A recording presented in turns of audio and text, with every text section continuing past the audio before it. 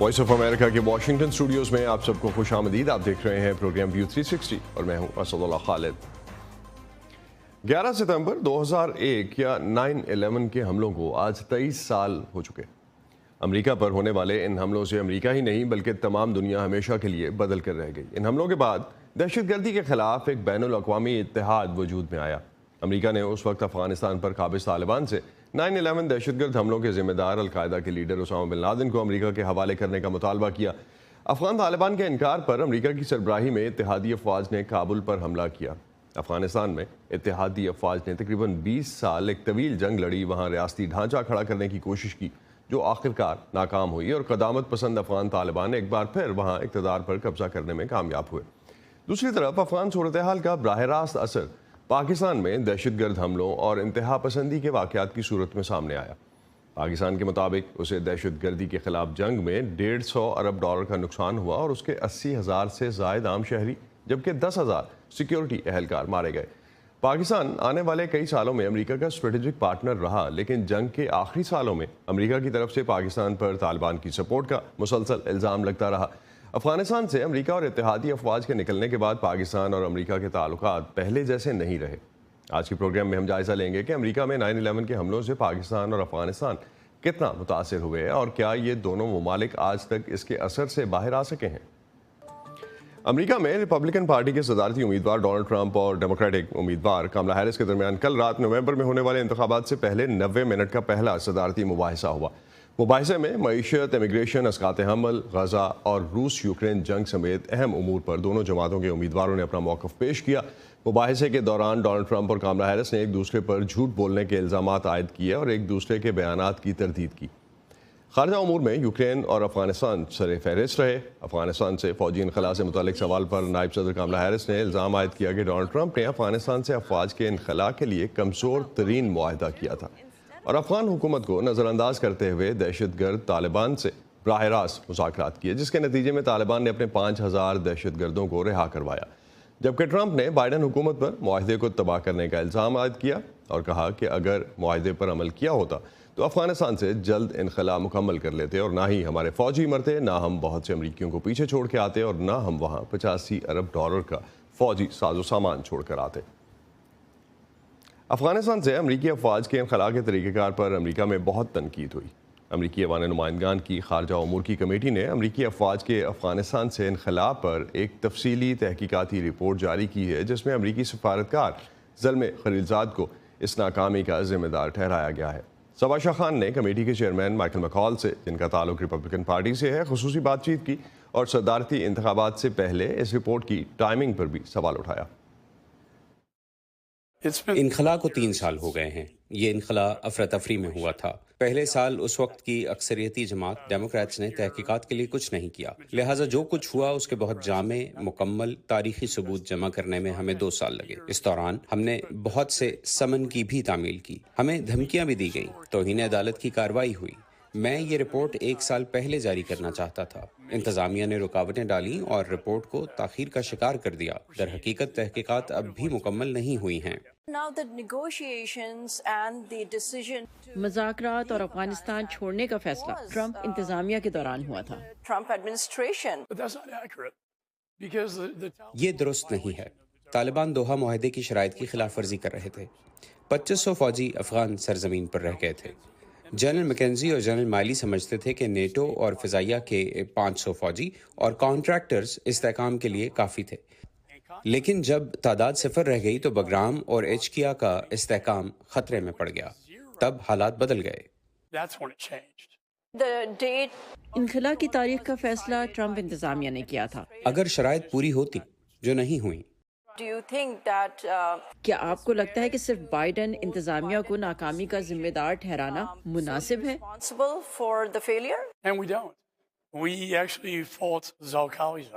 ہم یہ نہیں کہہ رہے. ہم اصل میں زلمے خلیلزاد کو قصوروار ٹھہراتے ہیں. ہم نے وزارت دفاع اور محکمہ خارجہ کے بہت سے اعلیٰ عہدیداروں کی فہرست دی ہے. کانگریس ایک قرارداد میں ان کے اقدامات کی مذمت کرے گی. زلمے خلیلزاد میرے دوست ہیں. لیکن افغان حکومت کو معاہدے میں شامل نہ کرنا میرے نزدیک ایک بڑی غلطی تھی، اور یہ بہت سے اعلیٰ جرنیلوں اور انٹیلیجنس کمیونٹی کا خیال بھی ہے کہ انخلاء کے لیے ایکشن پلان پر عمل نہ کرنا امریکیوں، افغان اتحادیوں اور سب سے اہم بات خواتین کو پیچھے چھوڑنا ایک بڑی غلطی تھی۔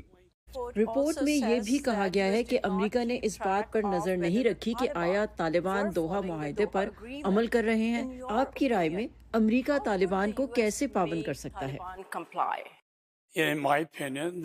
میری رائے میں وہ اس وقت خلاف ورزی کے مرتکب تھے جب صدر نے تمام فوجیوں کو نکالنے کا فیصلہ کیا، لیکن ان کے پریس ترجمان کے مطابق یہ انخلاء کے لیے غیر ضروری تھا اور اسے ایک یا دوسرے طریقے سے ہونا ہی تھا۔ لوگ جو کہہ رہے ہیں وہ یہ کہ یہ صرف فوجی انخلاء نہیں ہے بلکہ فضائی مدد اور کانٹریکٹرز، اور جب سب کچھ ہٹا لیا گیا تو افغان فوج تقریباً بغیر کسی دفاع کے رہ گئی تھی۔ رپورٹ میں یہ بھی کہا گیا ہے کہ افغانستان دہشت گردی کی کارروائیوں کا گڑھ ہے۔ کیا امریکہ طالبان کو ان کی کرنی پر چھوڑ سکتا ہے اور آگے کا راستہ کیا ہے؟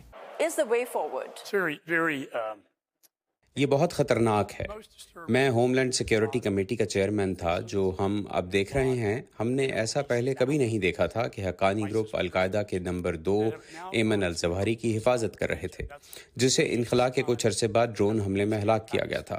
ہم جانتے ہیں کہ وہ داعش، خراسان اور طالبان کے ساتھ تعاون کر رہے تھے کیونکہ امریکہ ان کا مشترکہ دشمن ہے۔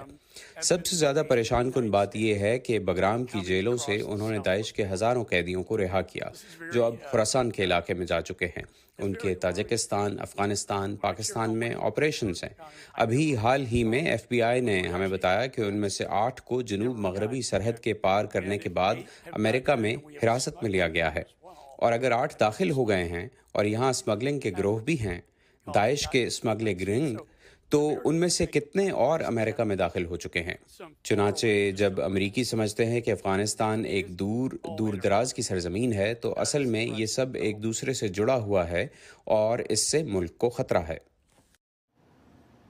اس رپورٹ کے بارے میں وائٹ ہاؤس کا کہنا ہے کہ افغانستان سے امریکی انخلاء کے بارے میں ہاؤس ریپبلکن کمیٹی کی رپورٹ میں کچھ بھی نیا نہیں ہے۔ وائٹ ہاؤس کے قومی سلامتی کے ترجمان جان کربی نے اپنی ایک بریفنگ میں کہا کہ رپورٹ مرتب کرتے ہوئے جانبداری کا مظاہرہ کیا گیا ہے۔ در حقیقت اکتوبر 2020 میں اس وقت کے صدر ڈونلڈ ٹرمپ نے اپنی فوج کو فوری طور پر افغانستان سے نکلنے کا حکم دیا اور اس سال کرسمس تک سب کو وہاں سے نکل جانے کا حکم دیا۔ تب صدر بائیڈن کو جب انہوں نے اپنا عہدہ سنبھالا تو ایک مشکل فیصلہ کرنا پڑا۔ ناقص معاہدے کی پاسداری کریں اور امریکہ کی طویل ترین جنگ کو ختم کریں، یا اس معاہدے کو ختم کر دیں، جنگ کو بڑھائیں اور امریکی فوجیوں کے ایک بہت چھوٹے سے دستے کو طالبان کے ساتھ لڑائی کے لیے وہاں واپس بھیجیں۔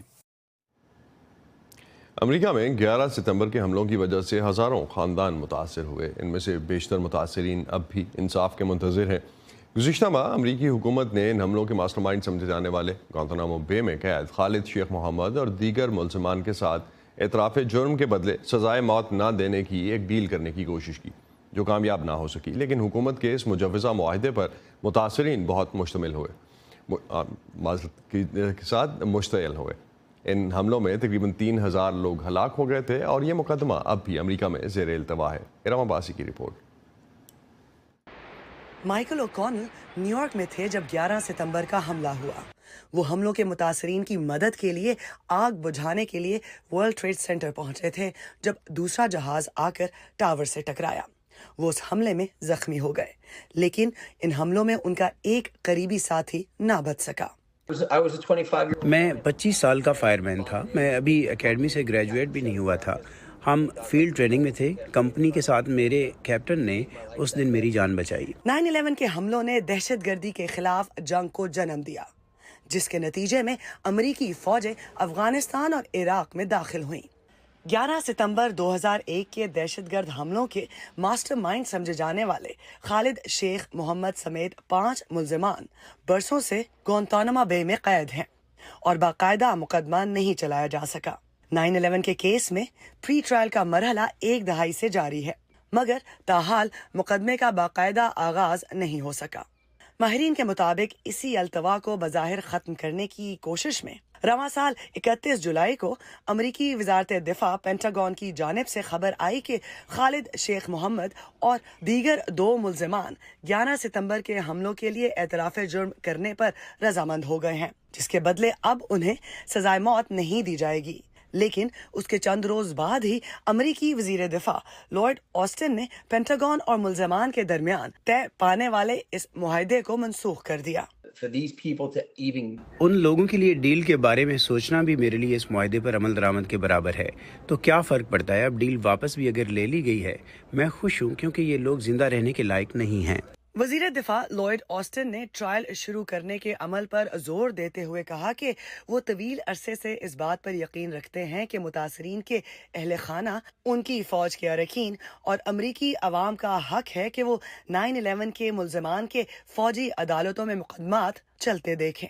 ये अभी पॉलिटिकल सीजन है, तो इलेक्शन में ये चीज पॉलिटिकली अच्छी नहीं लगती, क्योंकि जिस बंदे ने 3000 अमेरिकन मारे हैं उसको वो ये डेथ पेनल्टी जो है ना उसको टेबल से वो उन्होंने ले लिया। लॉर्न केफर फॉली के 25 साला फायर फाइटर भाई भी वर्ल्ड ट्रेड सेंटर मदद के लिए पहुंचे थे, मगर वो खुद हमले में मारे गए। वो 2 बहनों के इकलौते भाई थे। हमले के 3 दिन बाद तक खानदान को मालूम नहीं था कि वो जिंदा हैं या नहीं। I remember that day like it was yesterday. मुझे वो दिन कल की तरह याद है। मैं कॉलेज में सीनियर थी, उस सेमेस्टर में मेरी पहली क्लास थी और मुझे सिर्फ हमले के बारे में सुनना याद है। मैं यकीनी तौर पर नहीं समझती कि उस शख्स को जिस डील की पेशकश की जा रही है वो किसी भी तरह से इंसाफ है। मेरा खानदान अभी भी भाई को खो देने के सदमे से दो चार है। ये एक बहुत ही मुश्किल जवाब है। 9/11 हमलों के मुबैना मुल्जिमान के वकला और इस केस के हल और मुकदमे में ताखीर की वजह से परेशान दिखाई देते हैं।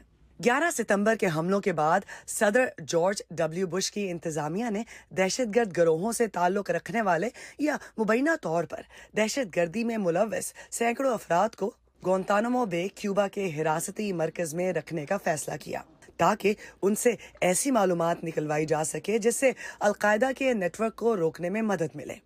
अमेरिका से बाहर हिरासती मरकज कायम करने का मकसद एक तो ये था कि वहाँ अमेरिका का निज़ाम इंसाफ या कवानीन लागू ना हो, और दूसरा, जैसा कि नाक़दीन कहते हैं, कि जहाँ जनीवा कन्वेंशन या इंसानी हकूक़ के आलमी कवानीन की परवाह किए बगैर कैदियों से तहक़ीक़ात की जा सके। दूसरी तरफ कुछ कानूनी माहिरीन के मुताबिक 9/11 का मुकदमा कब शुरू होगा ये गैर यकीनी है। इसीलिए इंसाफ के मुतलाशी इन हमलों के मुतासरीन का इंतजार जल्द खत्म होता नजर नहीं आ रहा। Iram Abbasi, voice of America, Washington. America में होने वाले दहशतगर्द हमलों के पाकिस्तान पर भी देर पा असरात मुरतब हुए। इन हमलों के बाद फौरी तौर पर तो तज्ज़ियाकार समझते हैं कि अमेरिका और पाकिस्तान के ताल्लुकात बहुत अहमियत इख्तियार कर गए, जिनमें सिक्योरिटी, दिफा और इंटेलिजेंस शेयरिंग शामिल थी, लेकिन ये ताल्लुकात देर पा साबित ना हो सके।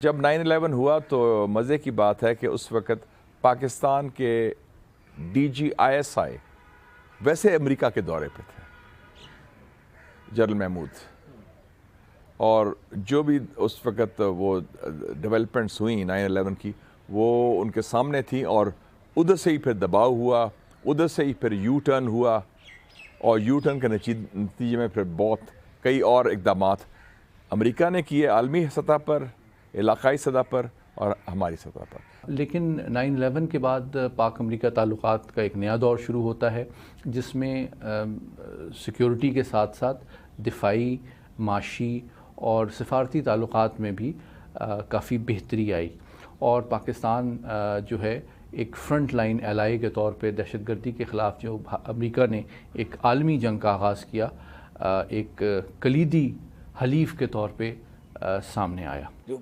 परवेज़ मुशर्रफ की हुकूमत थी, वो पहले इस वाक़े के पहले उसको कोई कबूल नहीं कर रहा था, सारी दुनिया रिकग्निशन भी नहीं दे रही थी, और पाकिस्तान आइसोलेट हो गया था। लेकिन 9/11 की वजह से पाकिस्तान फिर बैनुल अक़वामी बरादरी में एक अहम पोजीशन हासिल कर गया। बेसिकली जब पाकिस्तान ने अपनी पॉलिसी तब्दील की तो वो दबाव के तहत तब्दील की थी, मेरे ख्याल में दिल से नहीं तब्दील की थी। नज़रिया ज़रूरत के तहत, आलमी मसलत के तहत, اور اپنے آپ کو نقصان سے بچانے کے تحت. تو اس لیے جب وہ قربت بھی بنی، تعلق بھی بنا، پہلے پاکستان تنہا تھا، امریکہ پاکستان سے بات کرنے کو تیار نہیں تھا. آپ کو یاد ہے کہ کلنٹن ادھر آیا ایز اے صدر، اس نے کہا کہ میری 6 گھنٹے کے لیے میں آؤں گا، میری کوئی فوٹو نہیں آنی چاہیے. میرا انڈیا کے جائے اس کے بعد آیا تھا، اور اس کے بعد سڈنلی پاکستان کو بڑا ڈارلنگ آف دا ویسٹ کہہ رہے ہیں، نان نیٹو ایلائی بھی ہو گیا، لیکن پاکستان کو اس کا بڑا شدید نقصان بھی ہوا. جو اصل بات ہے وہ ہے قومی مفاد، اور ہمارے امریکہ کے قومی مفاد میں بہت تضاد آ گیا ہے. ہماری کنورجنس آف انٹرسٹ جس کو کہتے ہیں انگریزی میں، وہ ہمارا اب نہیں ہے، اور اس کی وجہ سے اب جو ہمارے جو ایک طرح سے کنورجنس ہوئی تھی وہ اب ختم ہو گئی ہے، اور وہ اب ممکن نہیں ہے کہ ہم اس کو ریوائیو کریں، اور نہ ہی ہمیں کرنا چاہیے. یہ بات حقیقت ہے کہ قربت جو ہے اس کی نوعیت اور اس کے معیار میں بدلتے ہوئے علاقائی اور عالمی حالات کی بنیاد پہ تبدیلی آتی رہی ہے. لیکن یہ بات ایک تاریخی حقیقت ہے کہ پاکستان کا دفاعی تعاون، پاکستان کا انٹیلیجنس تعاون، پاکستان کا سیکیورٹی تعاون، چاہے وہ بیلنس آف پاور کے حوالے سے ہو، چاہے اس خطے میں اسٹریٹجک اسٹیبلٹی کو مینٹین کرنے کے حوالے سے ہو، چاہے وہ دہشت گردی کے خاتمے کے حوالے سے ہو، یہ پاکستان اور امریکہ کا دیرپا ایک مشترکہ مفاد ہے. اور میں سمجھتا ہوں کہ اب جس دور میں ہم داخل ہو رہے ہیں، بتدریج امریکہ اور پاکستان کے سیکیورٹی، انٹیلیجنس اور دفاعی تعلقات میں کسی حد تک قربت کے آثار نمایاں ہو رہے ہیں، اور اس کی بنیادی وجہ دوبارہ سے بدقسمتی سے افغانستان میں دہشت گرد تنظیموں کا سر اٹھانا ہے. فوجی قوت کے ذریعے ان مسائل کا حل نہیں کر ڈھونڈ سکتے، چاہے وہ حکومتوں کے مملکت کے درمیان ہوں یا معاشرے کے اندر ہوں. اس کی اور حکمت عملی ہونی چاہیے تھی. ہم نے کہا کہ نہیں، ڈنڈا ہوگا. امریکہ نے بھی سوچا کہ ہمارے پاس ڈنڈا ہے، ہمارے پاس فوجی قوت ہے، سول سپر پاور ہے، اور ادھر ہمارا بھی خیال تھا کہ ہمارے پاس بڑی قوت ہے جی، ہماری بڑی بڑی فوج، ہم کچل دیں گے. تو وہ جو تھے اپنے جو مخالفین کو کچلنے میں جو مزاحمت کار تھے وہ ناکام رہے، اور میرے خیال میں دونوں نے کوئی سبق نہیں سیکھا.